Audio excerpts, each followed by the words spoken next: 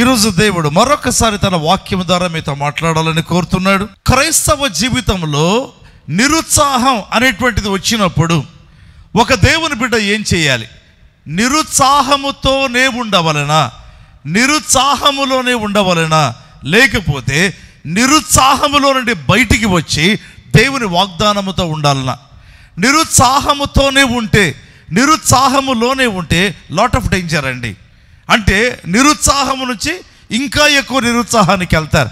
అలా కాకుండా నిరుత్సాహములో నుండి బయటికి వచ్చి దేవుని యొక్క వాగ్దానం దగ్గరికి వెళ్ళినట్లయితే ప్రియమైన వాళ్ళారా, ఒక కొత్త యాక్టివిటీ కళకళగా మారిపోతారండి. అంటే దేవుని వాక్యానుసారమైన వాగ్దానుసారమైన ఒక లైఫ్తో కూడినటువంటి జీవితం అనేటువంటిది ప్రారంభం కావడం జరుగుతుంది. చూడండి, ఆదికాండము 15వ అధ్యాయం 2వ వచనాన్ని మనం చదువుకుందాం. ఆదికాండము 15:2. అందుకు అబ్రాము, ప్రభైన యెహోవా నాకేమి ఇచ్చినానేమి, నేను సంతానం లేని వాడినై పోవచ్చున్నానే. దమస్కు ఎలియేజరే నా ఇంటి ఆస్తికర్త యగును గదా. చాలు. ఇక్కడ అబ్రాము అనేటువంటి వ్యక్తి రెండింటి మధ్య నిలబడుకొని ఉన్నాడు. నాకు ఏమి ఇచ్చినా ఏమి అన్నాడు. అంటే ఇచ్చినవి చాలా ఉన్నాయి ఒక ప్రక్క, ఇవ్వనటువంటిది ఇంకొక ప్రక్క ఉంది. రెండింటి మధ్య నిలబడుకొని ఉన్నాడు అబ్రహాం. మళ్ళీ చెప్పమంటారా? నాకేమి ఇచ్చినా ఏమి అన్నాడు. అంటే అప్పుడే అతని యొక్క వయస్సు దాదాపు 75 తర్వాత అండి. ఆ వయస్సులో అతడు ఏం చేస్తుంటున్నాడంటే రెండింటి మధ్య నిలబడుకో ఉన్నాడు. దేవుడు తన జీవితంలో జరిగించినవి ఒక ప్రక్క, జరిగించబోయేవి మరొక ప్రక్క. అయితే అబ్రహాము ఏ ప్రక్క ఉండాలి?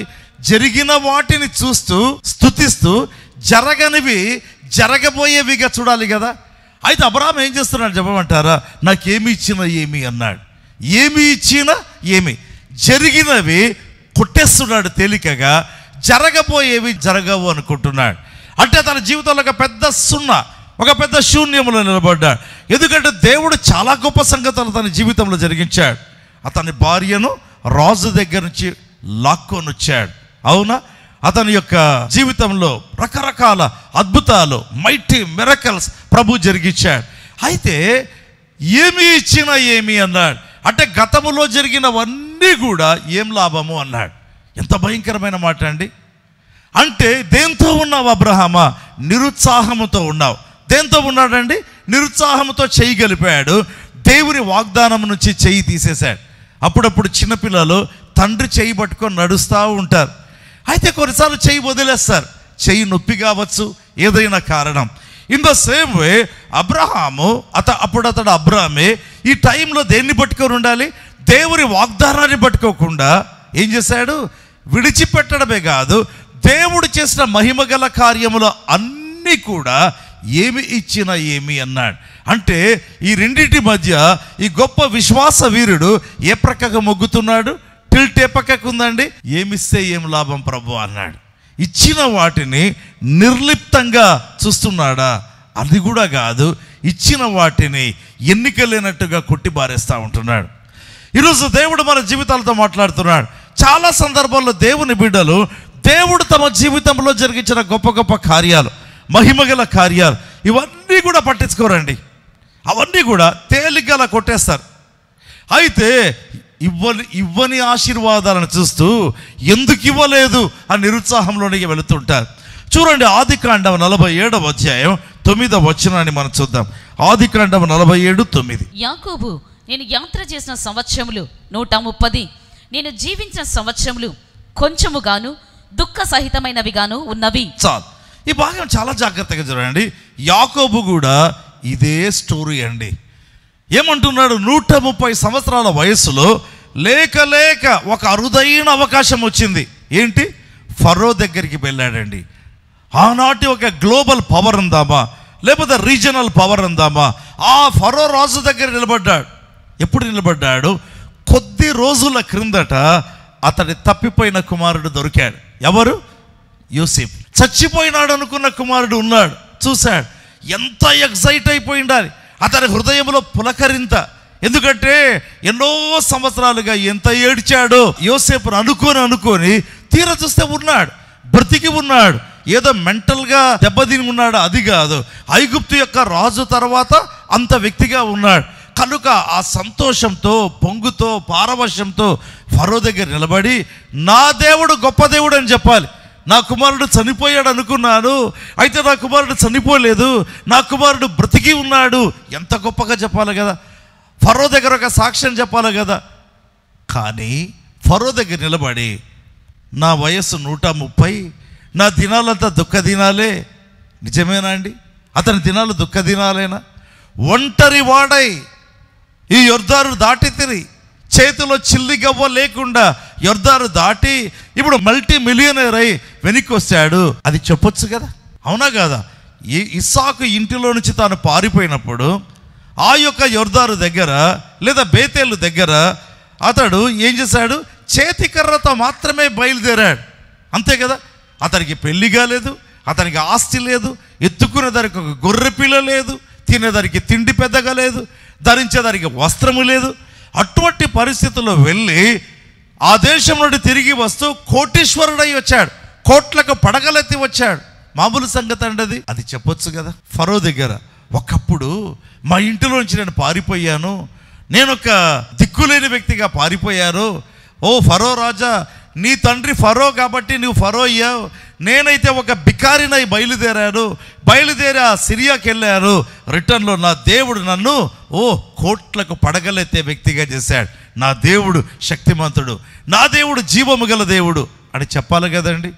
దేవుడు అవకాశం ఇచ్చాడు కదా. అయితే ఏం చెప్పాడు? నా దినములు 130, నా దినములంతా దుఃఖ సహితముగా ఉన్నాయని చెప్తున్నాడు. నిజమేనా అండి? దుఃఖము లేని మానవుడు ఉంటాడా? దుఃఖము లేని మానవురాలు ఉంటారా? అయితే తన కుమారుడు దొరికిన ఆ టయానికి ఎగ్జైట్ అయ్యాడు, ఆ సమయానికి పొంగిపోయాడు. మళ్ళీ ఏం చెప్తాడు? నా దినములు దుఃఖ దినములు, నేను ఎప్పుడు కూడా దుఃఖంగానే ఉండిపోయినాను, నా జీవితమే ఒక ఒంటరి. ఇదేంటి story? Was he not a believer? అతడు బిలీవర్ కాదా? దేవుడితో పోరాడి గెలిచిన వాడు కాదా? ఎబ్బోకు రేవు దగ్గర దేవుడితో పోరాడినటువంటి వాడు కాదా? దేవుడే అన్నాడు మగసిరి గలవాడై దేవుడితో పోరాడిన అన్న వ్యక్తి కాదా? ఏంటిలా అంటున్నాడు? అంతేకాదు, మళ్ళీ చదువుకుందామా 47:9, ఆదికాండము 47:9. యాకోబు, నేను యాత్ర చేసిన సంవత్సరములు 130, నేను జీవించిన సంవత్సరములు కొంచెముగాను దుఃఖ సహితమైనవిగాను ఉన్నవి. అవి నా పితరులు యాత్ర చేసిన దినములలో వారు జీవించిన సంవత్సరములన్నీ కాలేదని ఫరోతో చెప్పి ఇంకొక మాట అంటున్నాడు. 130 సంవత్సరాలు బతికాడట, చాలు కదండి. ఏమంటున్నాడు? అవి కొంచెం అంట. రెండవదిగా నా పితరులు జీవించిన దినాల కంటే తక్కువ ఉన్నాయంటాడు. దొరికిన ప్రతి అవకాశంలో దేవుని మహిమపరచచ్చు కదా. 130 సంవత్సరాలు బ్రతకడం సామాన్యమా? ఒకసారి ఆలోచన చేయండి. నిజమే, అతని యొక్క పితరులు ఎక్కువగానే బ్రతికారు, అబ్రహాం ఇంకా ఎక్కువ బ్రతికాడు, నేను కాదని చెప్పాను. అయితే ఇతను ఏమంటున్నాడు? నా పితరుల కంటే నేను తక్కువ బ్రతికాను, నాకు ఉండేటువంటి జీవితకాలం తక్కువ, ఈ తక్కువలో మళ్ళీ దుఃఖము. ఏంటండి అతడు ఏం చెప్పాలి? నా జీవితంలో జరుగును అనుకోనని భయంకరమైన భీకర కార్యాలు నా దేవుడు చేశాడు. చెప్పొచ్చు కదా. అలాంటి మాటలు చెప్పడే అతడు. చాలా సందర్భాల్లో మన జీవితంలో మనం ఏ విధంగా ఉంటామంటే వీ సైడ్ విత్ డిస్కరేజ్మెంట్, నిరుత్సాహము ప్రక్కకు మనం జరుగుతుంటాం, కానీ దేవుని ప్రక్కకు జరగకుండా ఉంటాం. నిరుత్సాహం ప్రక్కకే జరుగుతుంటాం. దేవుడు కృపగల దేవుడు, నేను కాదని చెప్పను. చూడండి, యోహాను సువార్త 5వ అధ్యాయం 7వ వచనాన్ని మనం చూస్తాం. ఆ రోగి, అయ్యా, నీళ్లు కదిలింపబడినప్పుడు నన్ను కోనేట్లోనికి దించుటకు నాకు ఎవడనూ లేడు గనుక నేను వచ్చినంతలో మరి ఒకడు నాకంటే ముందుగా దిగునని ఆయనకు ఉత్తరమిచ్చెను. ఇక్కడ ఈ వ్యక్తి కూడా చూడండి, దేని ప్రక్క ఉన్నాడు? డిస్కరేజ్మెంట్తో ఉన్నాడు. ఒకసారి ఆలోచన చేయండి. శృంగారం అనే దేవాలయం దగ్గర అపోస్తల కార్యముల 3వ అధ్యాయంలో ఆ కుంటివాన్ని ఎందుకు తెచ్చిపెట్టారు? భిక్షం అడిగేదానికి తెచ్చిపెట్టారు, అవునా? మరి ఈ యొక్క బేతెస్త కోనేటి దగ్గర ఉండే వ్యక్తిని ఎందుకు తెచ్చిపెట్టారు? భిక్షము కొరకు దేలా. అక్కడ భిక్షం ఇచ్చే వాళ్ళు ఎవరు లేరు, అంతా రోగులే ఉండేది, గుంపులుగా ఉన్నారు. ఓకే, రెండవదిగా చూద్దాం. అతడు అక్కడికి తెచ్చి పెట్టారే, ప్రేమతో కదా తెచ్చిపెట్టింది. నాకు ప్రేమించేటువంటి కుమారులు ఉన్నారు, ప్రేమించేటువంటి మనుమళ్ళు ఉన్నారు, వాళ్ళు తెచ్చి నన్ను ఇక్కడ పెట్టారు, నాకు దేవునికి స్తోత్రాలు చెప్పొచ్చా? లేదు. రెండవదిగా అతను అక్కడ పెట్టారు, ప్రతి పూట ఆహారం తెచ్చి పెడుతున్నారు కదా. ఎందుకంటే 38 సంవత్సరాల నుంచి ఆ వ్యాధి ఉంది, కోన్నిటి దగ్గర పడి ఉన్నాడు, ప్రతి పూట భోజనం పెడుతున్నారు కదా. తనను ప్రేమించేటువంటి కుటుంబం ఉంది కదా, అది చెప్పొచ్చు కదా. దేవుడు నాకు ఇచ్చాడని చెప్తారు, చెప్పొచ్చు కదా. అది లేదు. ఇంకా ఏంటి, దించేదానికి లేరంట. నిజమే, దించేదానికి లేరు. అన్నం పెట్టేదానికి ఉన్నారు, అక్కడికి తెచ్చిపెట్టిన వాళ్ళు ఉన్నారు. Why a believer is not able to be grateful? ఎందుకు కృతజ్ఞత కలిగి ఉండలేకుండా పోతున్నారు? చాలా సందర్భాల్లో మన జీవితాల్లో మనం ఎక్కడ ఫెయిల్ అవుతాం తెలిసిన, ప్రతి విషయంలో కృతజ్ఞులై ఉండు. నీ జీవితంలో నీ వృద్ధి కావాలి అంటే, నీ జీవితంలో అభివృద్ధి కావాలి అంటే, నీ ఆశీర్వాదాలు అధికం కావాలి అంటే, నీ ప్రతి విషయంలో నీ ఆరోగ్యం అధికం కావాలి అంటే, in every situation and in every aspect take it for granted that you have to be grateful. కృతజ్ఞత కలిగి ఉండడం దేవుని యొక్క చిత్తం అండి. ప్రతి విషయంలో కూడా అప్పుడే దేవుడు నిన్ను ఆశీర్వదించడం ప్రారంభిస్తాడు. ఈ భాగంలో చూద్దామా, ఆదికాండం 15వ అధ్యాయం 2వ వచనాన్ని మనం చూద్దాం. అందుకు అబ్రాము, ప్రభు అయిన యెహోవా నాకేమి ఇచ్చినానేమి, నేను సంతానం లేని వాడినై పోవుచున్నానే. దమస్కు ఎలియేజరే నా ఇంటి ఆస్తికర్త యగును కదా. చూడండి, అబ్రాము పలికిన మాట, ఏమిస్తే ఏం లాభం దేవా అన్నాడు. దేవునితో ఎటువంటి డిస్కరేజ్మెంట్తో మాట్లాడుతున్నాడు, ఎటువంటి నిరుత్సాహముతో మాట్లాడుతుంటున్నాడు. దేవుని ప్రియ బిడ్డ, దేవుని ప్రియ విశ్వాసి, నెవర్ బీ విత్ డిస్కరేజ్మెంట్. నిరుత్సాహముతో ఎప్పుడు ఉండవద్దు. ఎందుకు చెప్పంటారా, ఇంకా పెద్ద నిరుత్సాహంలోకి వెళ్తారు. ఇంకా నిరుత్సాహం ఎక్కువైతే ఏం చేస్తారండి, చాలామంది ఆత్మహత్య చేసుకుంటారు. ఎందుకు? నిరుత్సాహములో ఉండవద్దు, అది దేవుని చిత్తం కాదు. నిరుత్సాహముతో ఉండవద్దు, అది దేవుని చిత్తం కాదు. But rather be with a promise. బైబిల్లో చూడండి, ఆదికాండము 16వ అధ్యాయం 2వ వచనం. కాగా షారాయి, ఇదిగో నేను పిల్లలు కనకుండా యెహోవా చేసి ఉన్నాడు. నీవు దయచేసి నా దాసితో పొమ్ము, ఒకవేళ ఆమె వలన నాకు సంతానము కలగవచ్చునని అబ్రాముతో చెప్పెను. అబ్రాము షారాయి మాట వినెను. అబ్రాము షారాయి మాట వినెను. ఎందుకు అబ్రాము విన్నాడండి? ఇన్ని సంవత్సరాలుగా విశ్వాసంతో ముందుకు నడిచిన అబ్రాము ఈరోజు ఎందుకు విన్నాడు? ముందు అధ్యాయంలో ఏమన్నాడు? నాకేమిస్తే ఏమి అన్నాడు. ఆ ముందు అధ్యాయం 15వ అధ్యాయంలో అతని గుండె నిండా ఏముందండి? నిరుత్సాహం ఉంది. నిరుత్సాహముతో 16వ అధ్యాయంలో చేయకూడని తప్పు చేశాడు. నిరుత్సాహము ఎక్కడుందో భయంకరంగా సమస్యల్లో ల్యాండ్ అవుతారు. ఆ నిరుత్సాహము takes you to greater discouragement, ఇంకా మరింత గొప్ప నిరుత్సాహంలోనికి తీసుకెళ్లడం ప్రారంభిస్తుంది. అందుకే మళ్ళీ చెప్తున్నా, కొంతమంది ఆత్మహత్యలు చేసుకుంటారు. ఇక్కడ చూస్తే అబ్రాహాము తన యొక్క పిలుపులోనే వాగ్దానం ఉంది. అబ్రామా, కల్దీయుల ఊరనేటువంటి పట్టణంలో నుండి బయటికి రమ్ము అన్నాడు. ఇదిగో నేను ఆశీర్వదించి నీ సంతానాన్ని విస్తరింపజేస్తా. అతని పిలుపులోనే ఏముందండి? వాగ్దానం ఉంది. దేవుడు నన్ను సేవకు పిలిచాడండి. దేవుడు నన్ను సేవకు పిలిచినప్పుడు ఇదిగో నీ అవసరతలు తీరుస్తానని దేవుడు ఏం చెప్పాలా, ఇదిగో నీ జీవితంలో ఈ మేలు ఇస్తానని దేవుడు చెప్పాలా. పిలుపే ఉంది కానీ వాగ్దానము ఆ అనుభవంలో నాకు లేదండి. అయితే అబ్రాహాముకైతే పిలుపులో వాగ్దానం ఉంది. అబ్రామా, కమ్ అవుట్, ఆ సిరియా దేశంలో నుంచి నువ్వు బయటికి రమ్ము, నీకు సంతానాన్ని విస్తరింపజేస్తారు. పిలుపులోనే ఏముంది? వాగ్దానం ఉంది. అయితే వాగ్దానాన్ని పట్టుకొని పిలుపు దిశగా ఇన్ని సంవత్సరాలు నడిచినటువంటి అబ్రాము ఒక చిన్న మాట, ఎవరు? షారై చెప్పినటువంటి మాట ఏమనిందామా? యెహోవా నాకు సంతానము లేకుండా చేసి ఉన్నాడు, ఇదిగో నా దాసి హాగరుని నీకు ఇస్తున్నాను. సింపుల్. అబ్రాము షారై మాట వినాను. బ్లండర్. ఎందుకు భయంకరమైన మిస్టేక్ చేశాడు?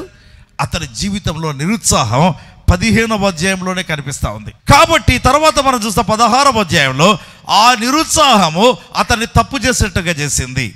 అందుకే ఒక క్రైస్తవుడు, ఒక క్రైస్తవురాలు లేదా ఒక దేవుని బిడ్డ should not be in or with discouragement. నిరుత్సాహముతో ఉండడం దేవుని యొక్క చిత్తం కాదు, అది దేవుని చిత్తం కాదు. అయితే మరి ఏంటి? నిరుత్సాహములో నుండి ఉత్సాహము దిశగా, వాగ్దానం దిశగా వెళుతూ, నిరుత్సాహములో ఉంటే కూర్చొని కూలబడి ఉంటారు. వాగ్దానముతో నీవు ఉన్నట్లయితే యు విల్ బి డిఫరెంట్ అండి. హల్లెలూయా. నీ వేరొక విధంగా మారిపోవడం ప్రారంభిస్తావు. దేవుని యొక్క బిడ్డల జీవితంలో ఆయా సందర్భాల్లో సాతాను నిరుత్సాహం తీసుకొని రావడం ప్రారంభిస్తాడు. అనేక సందర్భాలు, ఆయా సందర్భాలుగా సేటన్ అనేటువంటి వీడు, సాతాన్ అనేటువంటి వాడు స్పిరిట్ ఆఫ్ డిస్కరేజ్మెంట్. నేను ఎప్పుడు చెప్తా, నిరుత్సాహమును తెచ్చే ఆత్మ సాతాను. ఎందుకు? దేవుడు వారిని పరలోకంలో వచ్చి పడద్రోస్తే వాడి కోరిక తీరాల సాతానుకు. దేవుని సింహాసనమునకు పైగా నా సింహాసనాన్ని హెచ్చిస్తాను, ఈ కోరికలు పెట్టుకున్నాడు కదా, ఆ కోరికలు నెరవేరాల వాడికి. Disappointed spirit. కాబట్టి వాడేం చేస్తాడు? డిసప్పాయింట్మెంట్ తీసుకొని వస్తాడు. ఒక కరోనా వ్యాధిగ్రస్తుడు మరొక వ్యక్తి దగ్గరికి ఏం తీసుకొని వస్తాడండి? కరోనా వ్యాధి తెస్తాడు. అతనితో మాట్లాడినా, అతని దగ్గర కూర్చున్నా, లేదా ఆమెతో ఏదైనా coffee, what ever it is, అప్పుడు ఏమవుతుంది? ఆ వ్యక్తిలో ఉండే కరోనా ఈ వ్యక్తిలోకి వచ్చేస్తుంది. ఇన్ ద సేమ్ వే సాతానులో నిరాశ ఉంది. కొన్ని వేల వేల వేల సంవత్సరాలుగా Satan is a spirit with discouragement. చాలా నిరుత్సాహం వారి గుండె నిండా, వాడి మనస్సులో, వాడి ఆత్మలో, ఇన్ ఎవ్రీథింగ్ ఆఫ్ సేటన్ ఏముంది? నిరుత్సాహం. వాడు రాగానే వాడిని జబ్బు అంటిస్తాడు. ఎవరికి? ప్రజలకు. బిలీవర్స్ తెలుసుకోవాలి, నీ జీవితంలో నిరుత్సాహం అనేది వచ్చిందా, remember that you are coming in contact with Satan. సాతానుతో కాంటాక్ట్ లేక వచ్చేస్తుంటున్నాం. No, that's not the will of God. Abraham ఏం చేశాడు?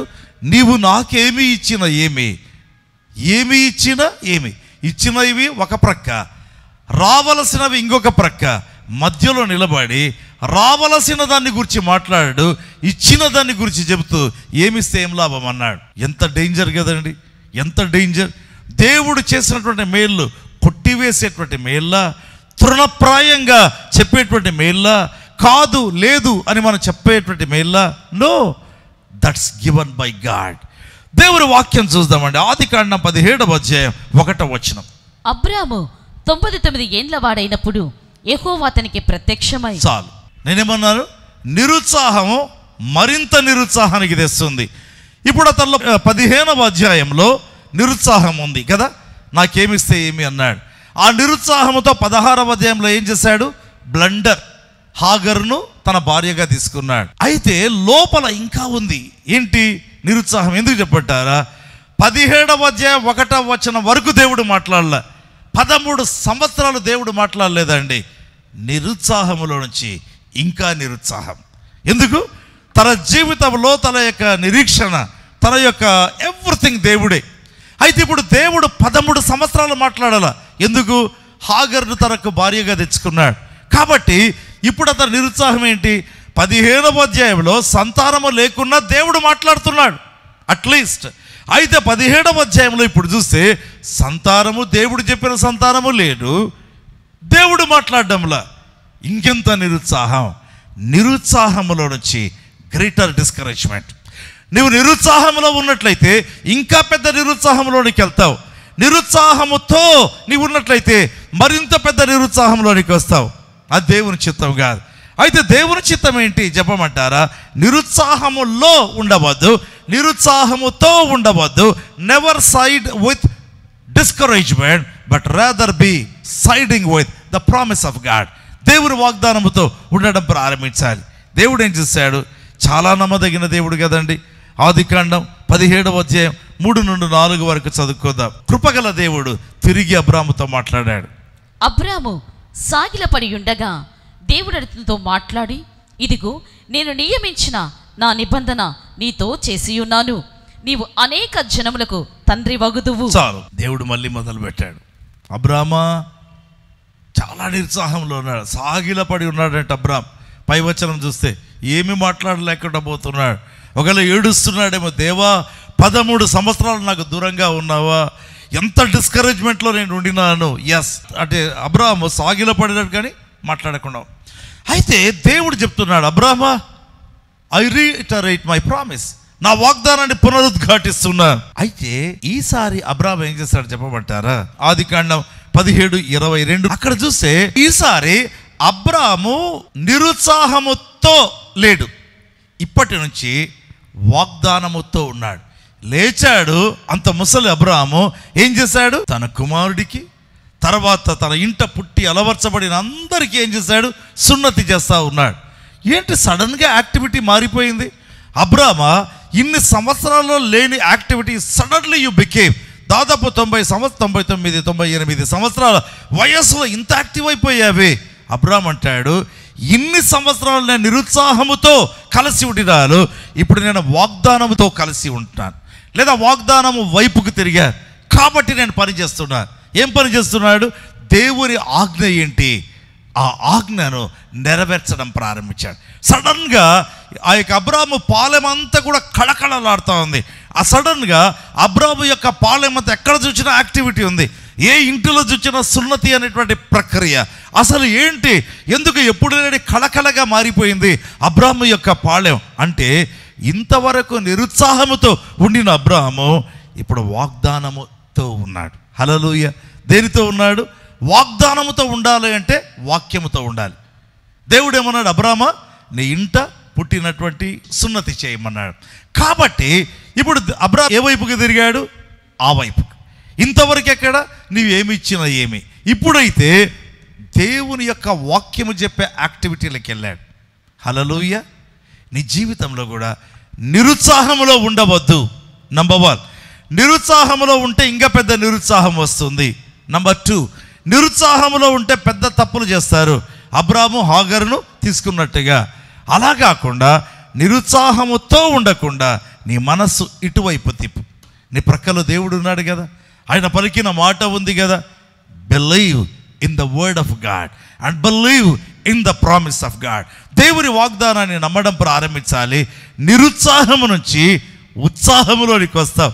ఒక్కసారి 90 సంవత్సరాలకు పైబడిన అనుకుందామా, అబ్రహాము జీవితంలో, కుటుంబంలో, పాలెములో యాక్టివిటీ స్టార్ట్ అయింది. హల్లెలూయా. అబ్రహాం వయసు ఎంత? 86 ఏండ్లకు ఇష్మాయేలు పుట్టాడు. ఇప్పుడు 99, 13 సంవత్సరాల తరువాత మళ్ళీ యాక్టివేట్ అయ్యాడు Abraham.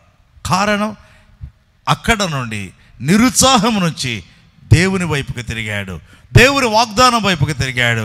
And he began to work in the line of promise and the word of God. దేవుని వాక్య ప్రకారం జీవించడం ప్రారంభించాడు. తీర్మానం నీవు చేసుకోవాలి. దేని ప్రక్క ఉంటావు? నిరుత్సాహము వైపు ఉంటావా, వాగ్దానము వైపు ఉంటావా? డిసైడ్. అబ్రాహాము ఆదికాండం 15:2లో నిరుత్సాహము వైపు ఉండి ఏమి ఇచ్చిననేమి అని పలికి 16వ అధ్యాయంలో దెబ్బతిని 17వ అధ్యాయంలో మరింత దెబ్బతిన్నట్టుగా కనిపిస్తాడు. చివరికి బుద్ధి వచ్చింది దేవా అని తెలుసుకున్నాడు. వచ్చి సాగిలపడ్డాడు. దేవుడు మాట్లాడినప్పుడు and he got back what all he lost. తాను ఏమి పోగొట్టుకున్నాడో అన్నీ మళ్ళీ పొందాడు. ఏది రాలేదు అది కూడా తెచ్చుకున్నాడు. ఎప్పుడు వాక్యాన్ని పాటించండి, వాగ్దానం వైపు ఉండండి. ఎప్పుడు కూడా వాగ్దానాన్ని చూడండి, నిరుత్సాహముతో ఉండవద్దు. ప్రభు యొక్క కృప, ఆయనకి విశ్వాస్యత వైపు చూడడం ప్రారంభిస్తాం. ప్రభు మనతో మాట్లాడుతుండగా చిన్న ప్రార్థన చేసుకుందాం. కళ్ళు మూసుకుందామా? Every eye closed.